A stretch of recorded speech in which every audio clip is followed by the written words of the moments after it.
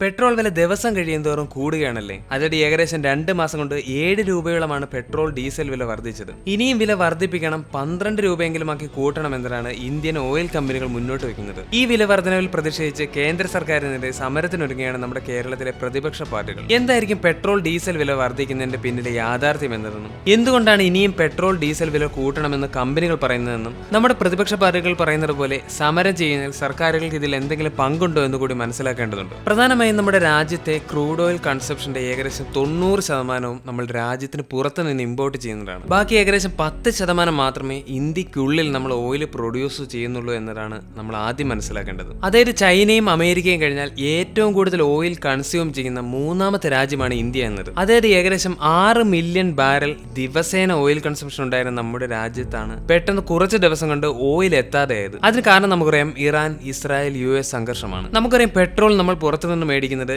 US ഡോളറിലാണ്. അതായത് ഫെബ്രുവരിയിലാണ് യുദ്ധം തുടങ്ങുന്നത്. അതിന് മുൻപ് വരെ ഏകദേശം 69.41 ഡോളർ ആയിരുന്നു ഒരു ബാരൽ ക്രൂഡ് ഓയിലിന്റെ വില എന്നത്. എന്നാൽ മാർച്ച് ആയപ്പോഴേക്കും ഒരു ബാരൽ ക്രൂഡ് ഓയിലിന് 99.41 ഡോളറിലേക്ക് എത്തി എന്നതാണ്. അതായത് ഏകദേശം 43% വിലയാണ് US ഇറാൻ സംഘർഷത്തിൽ ആഗോള വിലയിൽ സംഭവിച്ചത്. ഇത് ഇന്ത്യയിലെ സർക്കാർ നിയന്ത്രണത്തിലുള്ള Indian oil, Bharat petroleum, Hindustan petroleum പോലുള്ള കമ്പനികൾക്ക് ഏകദേശം 600 മുതൽ 700 കോടി വരെ നഷ്ടമുണ്ടായിരുന്നു എന്നതാണ്. ഇങ്ങനെ ഓയിൽ കമ്പനികൾക്ക് നഷ്ടമുണ്ടാകുന്നതിന് കാരണം ആഗോള വില ക്രൂഡ് ഓയിലിന് 69 നിന്നും 99 ഡോളറിലേക്ക് എത്തിയപ്പോഴും ഇന്ത്യയിൽ ക്രൂഡ് ഓയിൽ വില കൂട്ടാതെ ഇരുന്നത് കൊണ്ടാണ്. അതുകൊണ്ട് തന്നെ കമ്പനികൾക്ക് കൂടിയ വിലയിൽ ക്രൂഡ് ഓയിൽ വാങ്ങിക്കേണ്ടി വരികയും അവർക്ക് ഇന്ത്യയിൽ വില ഉയർത്താത്തത് കൊണ്ട് തന്നെ വലിയ നഷ്ടവും സംഭവിച്ചിരുന്നു എന്നതാണ്. പക്ഷേ ഇത് ഏപ്രിൽ ആകുമ്പോഴേക്കും ആഗോളതലത്തിൽ ചെറിയ രീതിയിൽ ക്രൂഡ് ഓയിലിന് വില കുറഞ്ഞപ്പോഴും ഇന്ത്യയിലെ ഓയിൽ കമ്പനികളുടെ നഷ്ടം ഒരു ദിവസം ഏകദേശം 1300 കോടിയായി എന്നതാണ്. അപ്പോഴാണ് മാർച്ച് 27-ന് കേന്ദ്ര ഗവൺമെന്റ് കമ്പനികളുടെ ഈ നഷ്ടം നികത്തുന്നതിന് വേണ്ടി 10 രൂപ കൂട്ടിയത്. പക്ഷേ നമ്മൾ ജനങ്ങളെ ഇത് ബാധിച്ചിരുന്നില്ല എന്നതാണ്.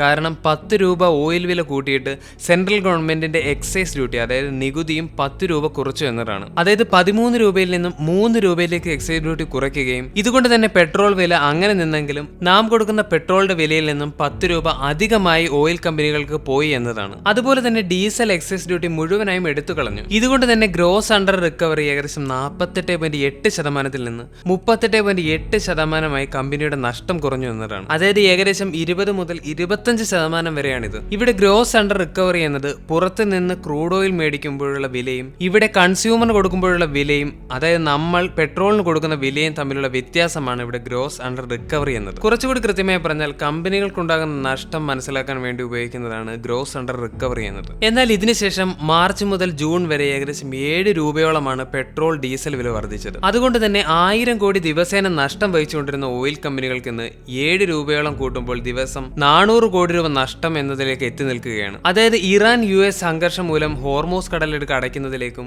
ഓയിൽ പ്രതിസന്ധി ഉണ്ടായതുകൊണ്ട് തന്നെ ഓയിൽ കമ്പനികളുടെ ഈ ഒരു നഷ്ടം നികത്തുന്നതിന് വേണ്ടിയാണ് പെട്രോൾ വില ഇന്ത്യയിൽ എന്നല്ല മറ്റെല്ലാ രാജ്യങ്ങളിലും വലിയ രീതിയിൽ വില ഉയർന്നതിന് കാരണമെന്നത്. ഇങ്ങനെ ഫെബ്രുവരി മാർച്ചിൽ ഗ്ലോബൽ മാർക്കറ്റിൽ ക്രൂഡ് ഓയിൽ വിലയ്ക്കുണ്ടായ വിലക്കയറ്റം കേന്ദ്ര സർക്കാർ നിയന്ത്രിച്ച് നിർത്തിയത് കൊണ്ടാണ് ഇപ്പോൾ ഇന്ന് കമ്പനിക്കുണ്ടായ നഷ്ടം നികത്താനും കൂടി പെട്രോൾ വില കൂട്ടേണ്ടി വരുന്നത്. എന്നാൽ ഇത് ഒഴിവാക്കാനായാണ് 2010-ൽ തന്നെ മൻമോഹൻ സിംഗ് സർക്കാർ പെട്രോളിന് ഡീറെഗുലേഷൻ കൊണ്ടുവന്നത്. അതായത് സർക്കാരുകൾ വില നിയന്ത്രിക്കുന്നത് ഒഴിവാക്കി ഇന്റർനാഷണൽ മാർക്കറ്റുകൾ ക്രൂഡ് ഓയിലിന് വില കൂടുമ്പോൾ അതിനനുസരിച്ച് വില കൂട്ടാനും കുറയ്ക്കുമ്പോൾ കുറയ്ക്കാനും സംസ്ഥാനത്തിന്റെ നിയന്ത്രണത്തിലുള്ള ഓയിൽ കമ്പനികൾക്ക് പൂർണ്ണ അധികാരം കൊടുത്തതാണ് മൻമോഹൻ സിംഗിന്റെ ഡീറെഗുലേഷൻ എന്നത്. അത് സർക്കാരുകളുടെ വലിയ ബാധ്യതയെ കുറയ്ക്കാൻ കഴിയുമെന്നതാണ്. എന്നാൽ പിന്നീട് അങ്ങോട്ട് വന്ന സർക്കാരുകൾ ഇത് നടപ്പിലാക്കാതെ പെട്രോൾ വിലയെ ഇപ്പോഴും നിയന്ത്രിച്ചു നിർത്തുന്നതാണ് നമുക്ക് ഇപ്പോഴും കാണാൻ കഴിയുന്നത്. ഇതിൽ പെട്രോളിന് മുകളിലുള്ള നികുതി കുറയ്ക്കാൻ കേന്ദ്രത്തിനെ പോലെ സംസ്ഥാനങ്ങൾക്കും സാധിക്കുമെന്നതാണ്. പക്ഷേ സംസ്ഥാനത്തിന്റെ വലിയ ചിലവുകൾ നോക്കുമ്പോൾ ഇതിൽ നിന്ന് കിട്ടുന്ന വരുമാനം അവർ കളയാൻ തയ്യാറാകുമോ എന്നതും വലിയ ചോദ്യമാണ്. ഇനിയും പെട്രോൾ വില കൂടാനാണ് സാധ്യത.